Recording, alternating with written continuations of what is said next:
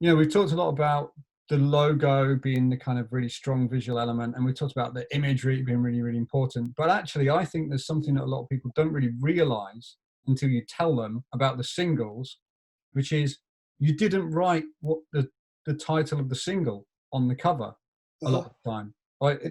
Unless it was in the image, maybe. Yeah.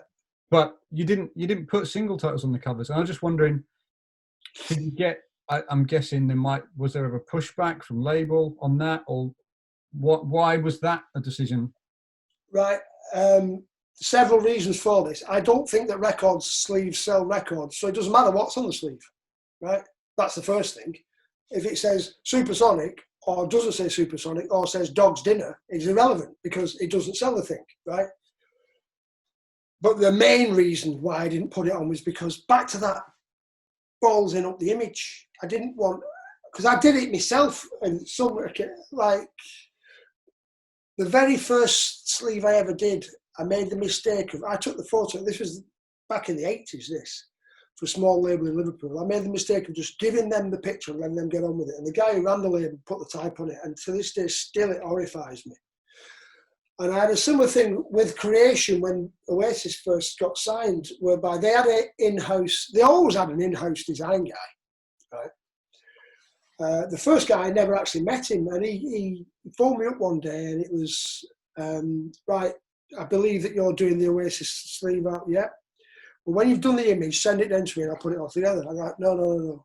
We're putting it all together. Me and Matthew are doing the full. This is pasted up artwork as well, by the way, not this digital file business. There's some big boards, right? And he's like, oh, no, I'm doing that. I'm doing this. I said, well, I'll tell you what, give us a minute. I'll just ring Noel up. Now, this is before they'd ever had a record out, which just goes to show, one, the power that Noel had right from the off, which is based entirely on his own confidence that we are in control of what we're doing here.